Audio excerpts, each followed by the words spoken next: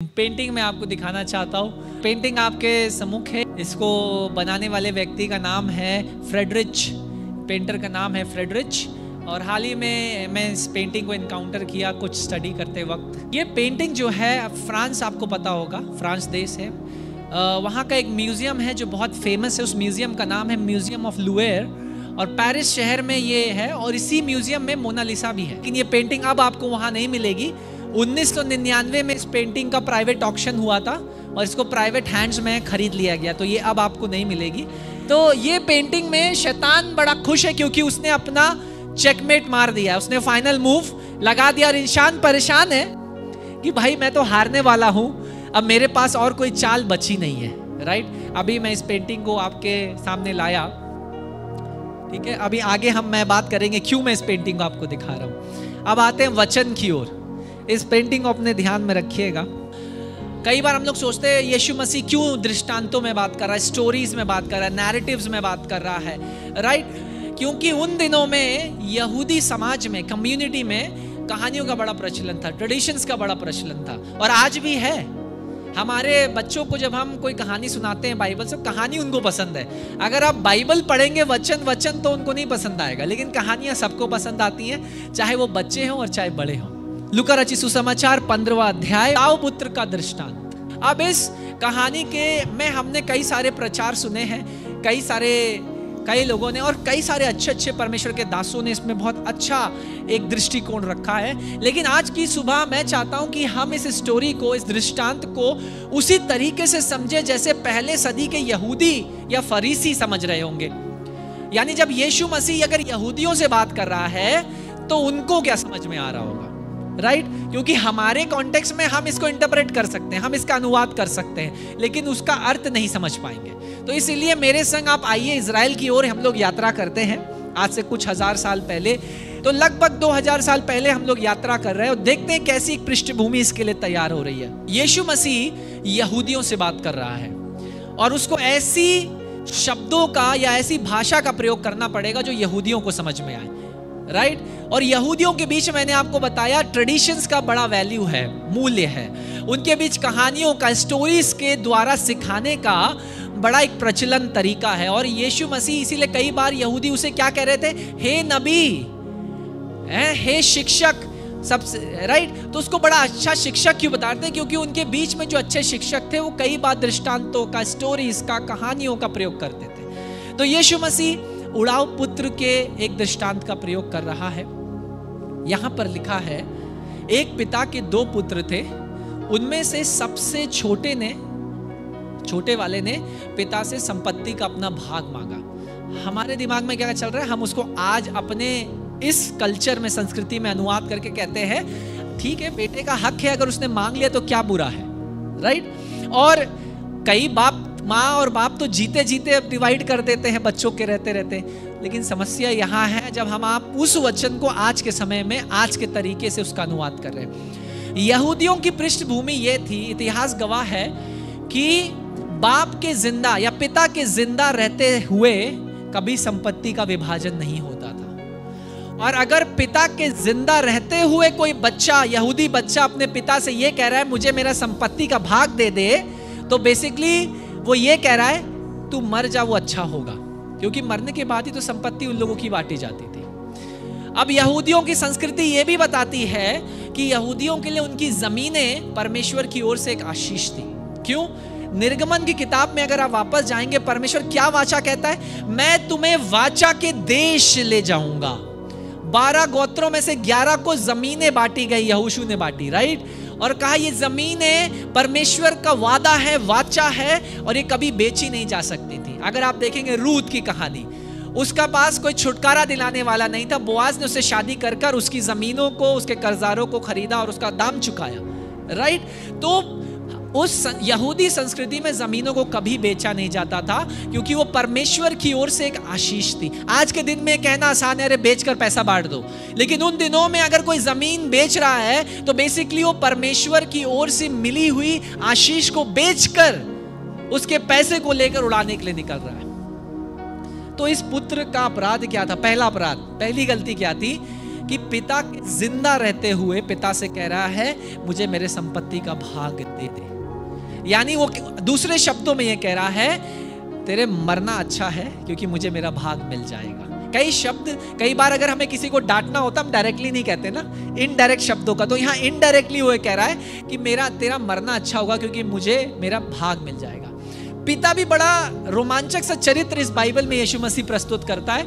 इसकी बजाय कि वो अपने बेटे को समझाए कि व्यवस्था अनुसार ये पाप है, कानून, बाइबल के कानून के अनुसार, शास्त्र के अनुसार ये पाप है, पिता क्या करता है, संपत्ति को बांट देता है, कहता है ठीक है।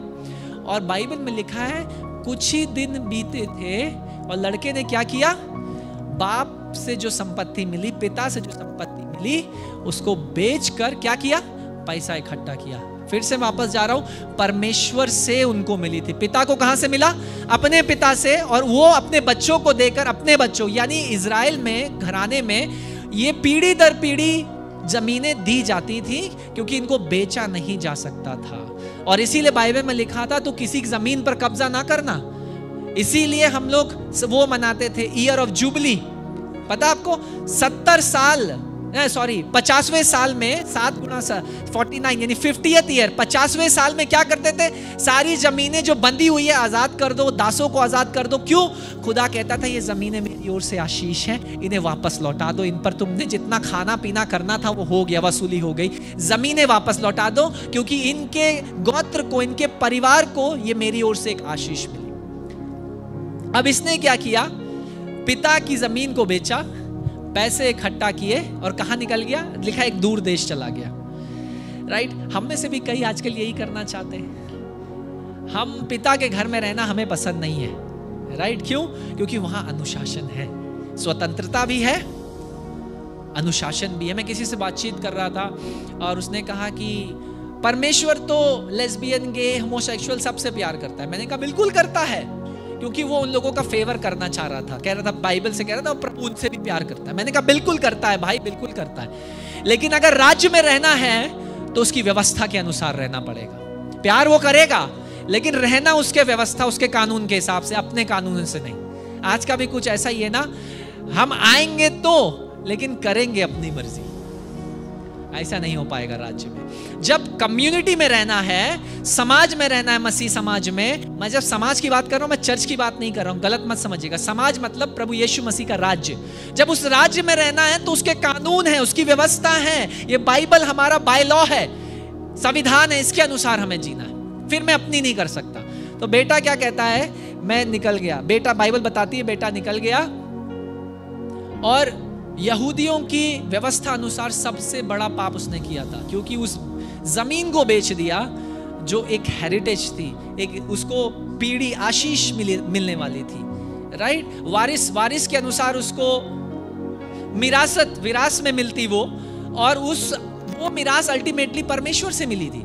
तो वो क्या कर रहा था, परमेश्वर की आशीष को उसने बेच दिया, क्योंकि आप अपने बच्चों को देने के लिए उसके पास कुछ नहीं होगा, उसके बच्चे भीख मांगेंगे, क्योंकि उसने अपना जो था वो बेच दिया। राइट, अब उसके पास कुछ देने के लिए नहीं है। वो चला गया। और क्या करते हैं, जब हम आज़ादी मिल जाती है तो हम क्या करते हैं, जहां पर कोई हमें देखने के लिए नहीं होता, कोई कान कसने के लिए नहीं होता, कोई अनुशासन करने के लिए नहीं होता, क्या करते हैं, हम अपने मन की करते हैं। शराब भी पिएंगे, गाली भी बकेंगे। हम लोग नहीं, मैं बात कर रहा हूँ संसार की। जब आजादी मिलती है तो हम, पैसा आता है, क्या करते हैं, अरे भाई बढ़िया जमीन बेच दी, पैसा आया है, वही लड़का कर रहा है, जा रहा है, उड़ा रहा है। उसमें लिखा है, एक शब्द हिंदी भाषा में प्रयोग किया गया है, उसने अपनी जो संपत्ति थी वो कुकर्मों में, कुकर्म, अब कुकर्मों का आप डिफाइन कर लीजिए, उसमें सब शामिल है जो भी आप सोच सकते हैं। लेकिन उसमें लिखा है कि जब वो वहां पर था और पैसे खत्म हो गए, अचानक से अकाल पड़ गया। ये खुदा भी बड़ा इंटरेस्टिंग खुदा है, तब तक अकाल नहीं लाएगा जब तक स्रोत बचे हुए हैं। राइट, इंटरेस्टिंग है। तो सब खत्म हो गया, आशीषें खत्म कर चुका है, और बाइबल में लिखा है तब क्या करता है, वो अकाल ले आता है। अब मैं थोड़ा सा एक और कस्टम आपको यहूदियों का बताना चाहता हूं ताकि हम समझें कि क्या हो रहा है। आपको यहूदियों की जो रीति थी उन दिनों में, एक कस्टम था, एक रिवाज था, अगर कोई बेटा या परिवार का सदस्य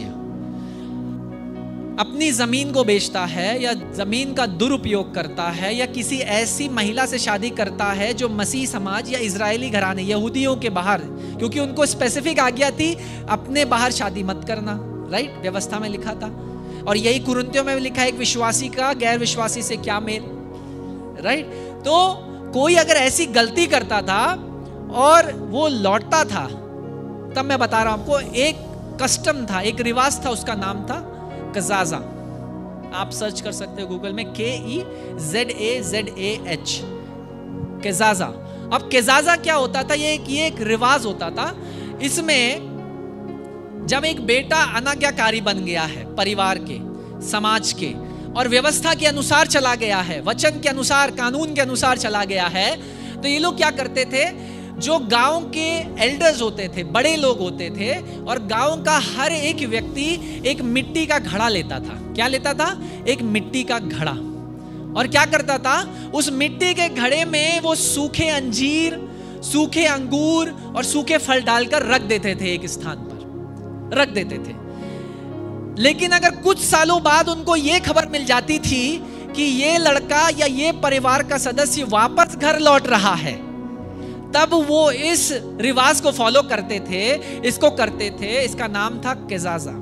केजाजा में क्या होता था? जैसे ही ये लड़का शहर के, नगर के गेट से, फाटक से अंदर घुसेगा, सारे गांव के एल्डर्स, सारे बड़े लोग और सारे लोग अपने उन मटकों को उठाएंगे जो उन्होंने रखा था, और जैसा ही लड़का अंदर आएगा उस मटकों को उसके पैर पर तोड़ देंगे, और तोड़ने के बाद कहेंगे, जैसे हमने ये मटका तोड़ा है वैसा ही खुदा तेरे जीवन को तोड़ दे।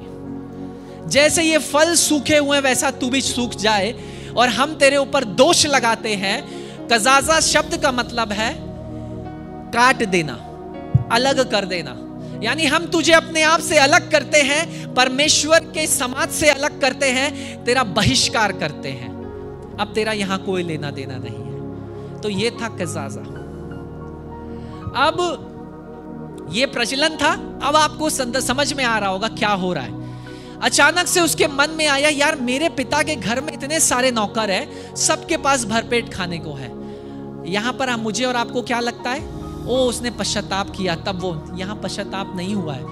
उसको क्या लग रहा है? बेटे को पाप क्या है मेरा? मैंने जो पैसा पिता की संपत्ति को बेचकर बर्बाद कर दिया, वो पैसा मेरा पाप है, उसको बर्बाद करना मेरा पाप है, राइट। तो मैं क्या करूंगा? अपने पिता के घर में जाऊंगा, नौकर बनूंगा। नौकर बनूंगा तो मुझे सैलरी मिलेगी, वेतन मिलेगा, उस वेतन से मैं वापस वो दाम चुका दूंगा। अभी तक वो पश्चाताप नहीं आया है, लेकिन एक अवेयरनेस आई है, एक जागरूकता आई है कि हाँ भाई, उसको अभी भी नहीं समझ में आया कि मन फिराना नहीं हुआ है यार। तो वो क्या करता है भाई? अपनी यात्रा को शुरू करता है कि अब मैं घर जाऊंगा। अब पिता क्या कर रहा है? अब कजाजा जब होता था, जब ये रिवाज जब करते थे ना, तब बाप को अनुमति नहीं थी कि वो बाहर निकले, क्योंकि बापों का क्या होता है ना, पैट्रियार्क्स। हमारी सोसाइटी भी पैट्रियार्कल थी। पितृ जो पिता होते थे, उनसे लीड किया गया ना, पैट्रियार्कल सोसाइटी थी पुराना। तो पिताओं को अनुमति नहीं थी कि वो जब केजाजा हो रहा है बाहर आए, वो लोग अंदर बैठेंगे और दुख मनाएंगे। लेकिन यूजुअली जो माएँ होती थी, वो दौड़कर प्राचीनों के पैरों पर गिरकर, गांव वालों के पैरों पर गिरकर क्षमा मांगती थी, कहते थे इसे माफ कर दीजिए, इसे वापस समाज में ले लीजिए। माएँ करती थी, बाप को अलाउड नहीं था करने के लिए। तो अब आपको समझ में आएगा कि ये बाप हर रोज बाहर क्यों जा रहा था देखने के लिए बेटे को, क्योंकि उसे पता था अगर गांव वालों को ये खबर मिल गई कि मेरा बेटा वापस लौट रहा है, तो ये वही रिवाज फॉलो करेंगे, केजाजा। उसके साथ भी वही होगा, दोष लगाया जाएगा, उसको गालियां दी जाएंगी, मारा भी जाएगा, मटके तोड़े जाएंगे, उसको समाज से काट दिया जाएगा, और उसका खुदा से कोई लेना देना नहीं होगा, राइट। हर दिन वो रोज बाहर निकलता था यही देखने के लिए, राइट। और अचानक से वो एक दिन गांव में खबर पहुंची, र्यूमर्स पहुंचे कि भाई सुनो, वो लड़का वापस आ रहा है जिसने अपने बाप की संपत्ति को बेच दिया था, यानी खुदा की आशीषों को बेचकर वो अपनी मर्जी करने निकला था। गांव वाले अपने अपने मटकों को तैयार करने लगे, निकाला बाहर कि केजाजा आज हम लोग आने दो इसको, हम इसको यहां से काटेंगे, कट ऑफ करेंगे, इसको समाज से अलग करेंगे, इसका हमसे कोई लेना देना नहीं है। लेकिन अचानक से बाप के कानों में एक खबर पहुंची पिता के, और पिता क्या करता है? पिता, अच्छा उन दिनों में हम पैंट पहन रहे हैं, वैसी पैंट नहीं थी। जो पुरुष थे वो एक लंबा ट्यूनिक पहनते थे, एक चोगा पहनते थे, और अगर उनको दौड़ना होता था तो वो चोगे को ऊपर करेंगे, चोगे को ऊपर करेंगे और फिर दौड़ेंगे, क्योंकि चोगा वरना पैर पे लड़ेगा, राइट। इसीलिए पुराने नियम में वेदियों के निकट ये नहीं होते थे, सीढ़ियां नहीं होती थी। क्यों? क्योंकि जब सीढ़ियां करेंगे तो उनको चोगा ऊपर करना। यहूदी व्यवस्था के अनुसार पैट्रियार्क्स यानी पिता जितने थे, पुरुष थे, वो अपने नंगे पैर खुदा को नहीं या समाज में नहीं दिखा सकते थे। वो अनादर का चिन्ह था यहूदी समाज में, राइट। नंगे पैर दिखाना यानी खुदा के विरुद्ध, व्यवस्था के विरुद्ध तुम्हारा अपमान, तुमने अपना खुद अपमान किया है। और यहूदी समाज में यह भी कस्टम था, जितने मेल थे, जितने पुरुष प्रधान समाज था, तो उनका एक कस्टम था कि बड़े आदर के संग आपको चलना, आप दौड़ नहीं सकते, आदर के संग अपने आप को कैरी करना है, होता है ना, कैरी करना। दौड़ क्यों? दौड़ने वाले लगेंगे अरे तो ऐसा ही है। तो उनके समाज में एक कस्टम था कि दौड़ नहीं सकते। लेकिन पिता के कानों में भी खबर पहुंच गई है गांव वालों के साथ साथ कि मेरा बेटा घर लौट रहा है। पिता ने क्या किया?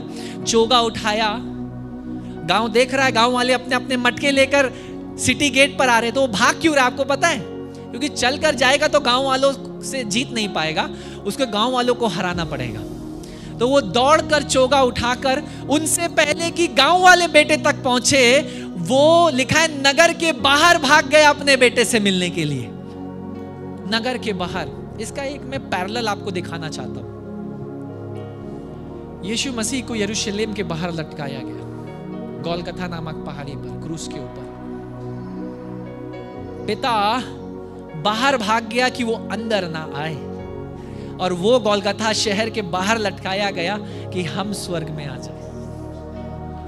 एक पैरेलल दिखा रहा हूं मैं आपको। मैं जब ये तैयारी कर रहा ना, खुदा ने मुझे तोड़ दिया, क्योंकि कई बार हम उसके प्रेम को ना हल्के में लेते हैं। ये केजाजा जो आपकी और मेरे साथ होना था ना, कि लोगों को मटका तोड़कर, इसको गालियां देकर, इसको दंड करके, दोष लगाकर समाज से अलग करना था, ये मेरे और आपके साथ होना था।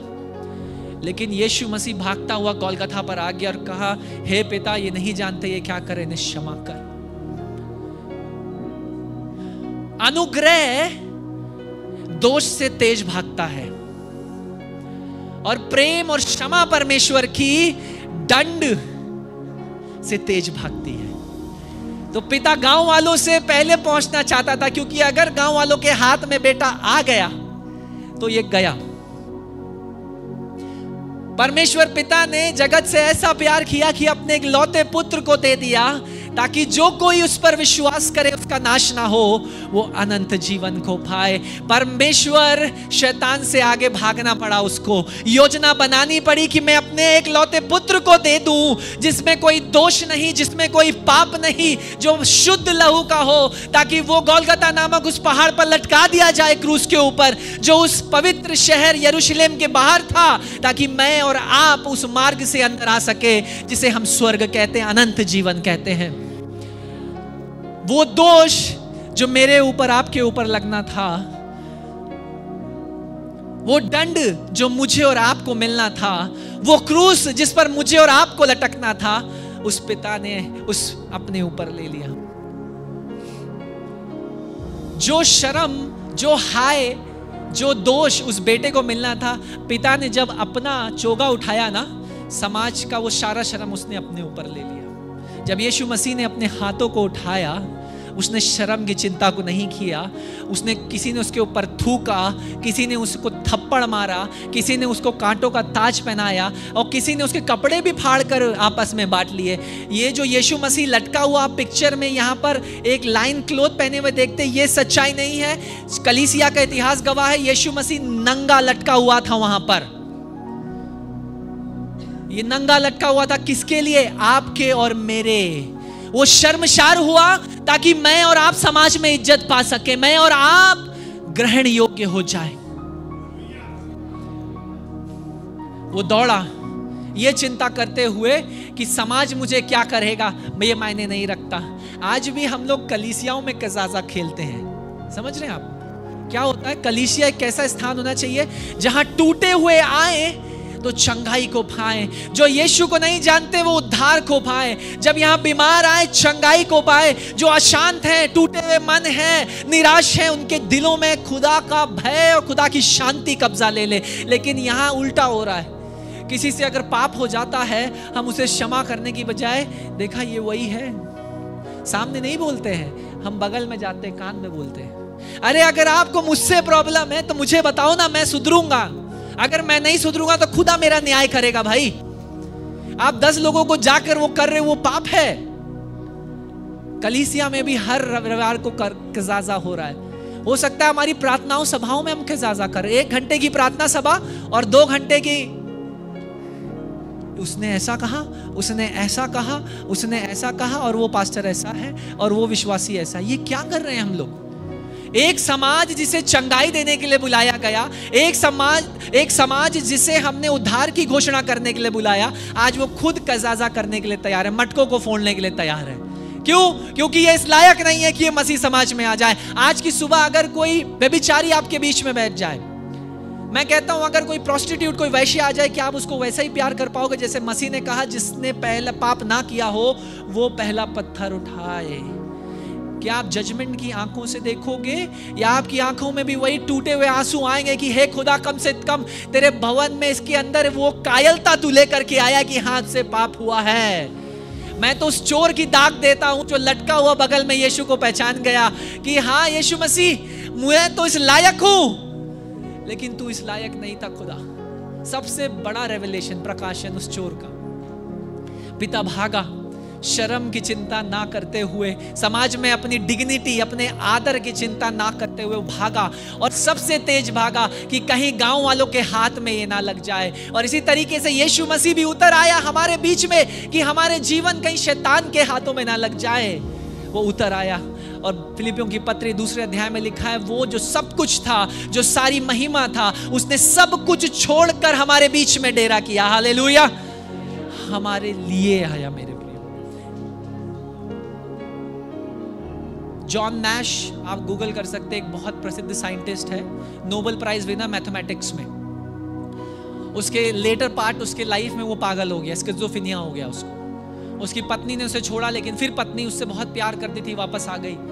लेकिन उसी एक फेज में उसने खुदा को जाना अपने पत्नी के प्रेम के थ्रू। और जब नोबेल प्राइज लेने के लिए वो स्टेज पे गया तो जॉन नैश का स्टेटमेंट ये था, उसे कहा साहब अब आपको नोबेल प्राइज मिल रहा है, $10,000 उन दिनों में बहुत पैसा हुआ करता था।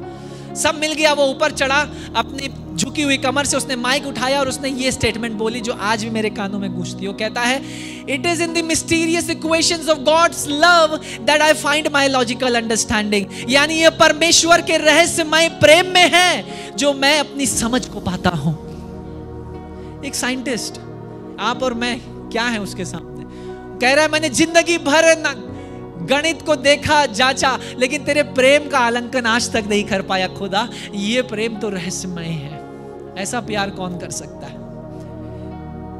पिता ने एक और चीज करी मेरे प्रियो, इससे पहले कि बेटा गांव में घुसता उसको कुछ चीजें करना जरूरी था, वरना गांव वाले केजाजा करने के लिए तैयार थे उसके साथ। उसने कहा अपने दासों से, जाओ सबसे अच्छा चोगा लेकर के आओ, बेस्ट रोब, सबसे अच्छा वस्त्र। यहां वस्त्र लिखा है लेकिन ग्रीक में है रोब। रोब क्या होता था? खास वस्त्र होता था, यानी खास ओकेशंस के लिए, खास इवेंट्स के लिए, खास पार्टीज के लिए उसको बचा के रखते थे। और पिता कह रहा है मेरा सबसे अच्छा अंग रखा, मेरा सबसे अच्छा रोब वस्त्र लेकर के आओ और बेटे को पहना दो।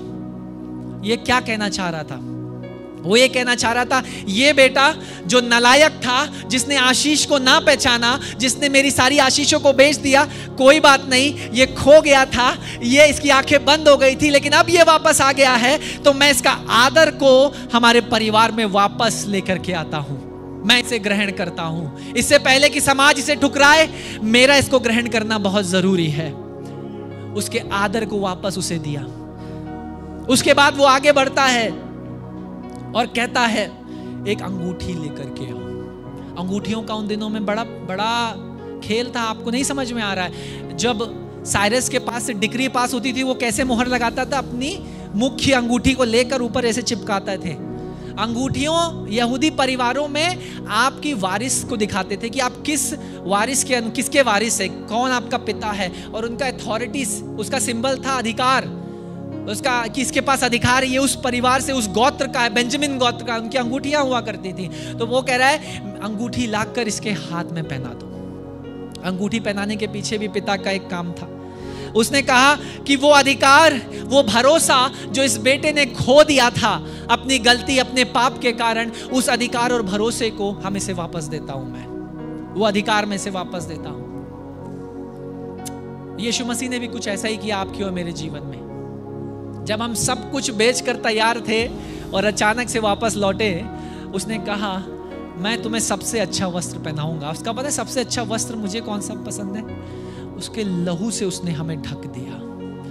जैसे तुम वस्त्र पहनते हो वैसे पवित्र आत्मा को ओढ़ लो। हालेलुया। और उसने सबसे अच्छा आपके लिए रखा और कहा एक वैसा नहीं, लेकिन आज एक अद्भुत घटना हुई है, मेरा बेटा घर लौट आया है, राइट? और इसको मैं आज सबसे अच्छा वस्त्र पहनाऊंगा। उससे अच्छा वस्त्र कौन सकता है? मेरा लहू जो क्रूस पर बहाया गया है, मैं इसके जीवनों पे लगाऊंगा, ताकि अब शैतान और मौत का इस पर कोई अधिकार ना होगा, लेकिन ये तो अनंत जीवन का वारिस बनेगा। उसने अंगूठी पहनाया, उस अधिकार और भरोसे को उसको वापस दिया। और तीसरा मैं बता रहा हूं आपको, उसमें लिखा है उसके पैरों पर जूतियां पहनाई पिता ने। जूतियां भी बड़ा मायने रखती थी। यहूदियों में उन दिनों में जो गुलाम होते थे, दास होते थे, वो नंगे पैर जाते थे, और ये बेटा नंगे पैर वापस आया था। उसके मन में क्या था? मैं अपने पिता के घर में क्या करूंगा? दास बनकर रहूंगा। वो नंगे पैर था, लेकिन पिता ने कहा जूतियां लाओ। और जब पिता झुककर उसे जूतियां पहनाना शुरू किया, तब उसका पश्चाताप हुआ कि मैं तुझे दास के रूप में नहीं, मैं तुझे बेटे के रूप में स्वीकार करता हूं। हालेलुया। यीशु मसीह भी तो यही कहता है, अब मैं तुम्हें दास नहीं, मैं तुम्हें बेटा और बेटी कहकर अपने पास ग्रहण करता हूं। हालेलुया। हम उसके दास नहीं हैं, हम उसके गुलाम नहीं है, लेकिन उसने हमें वो अधिकार दे दिया और कहा तुम मेरे बेटे और बेटी हो। यानी आज मैं स्वर्ग को पुकारूंगा तो स्वर्ग मेरे लिए लड़ने के लिए खड़ा हो जाएगा। हालेलुया। मेरे प्रियो, उसको वो अधिकार वापस दिया। उसके बाद उसने एक चीज और करी।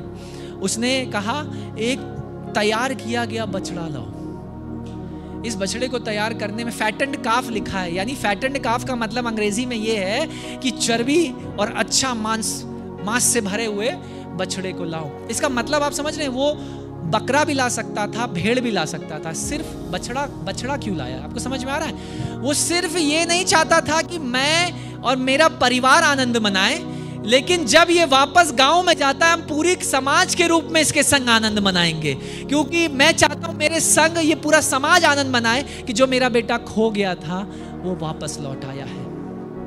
मेरे प्रियो, जो पिक्चर मैंने आपको दिखाई थी,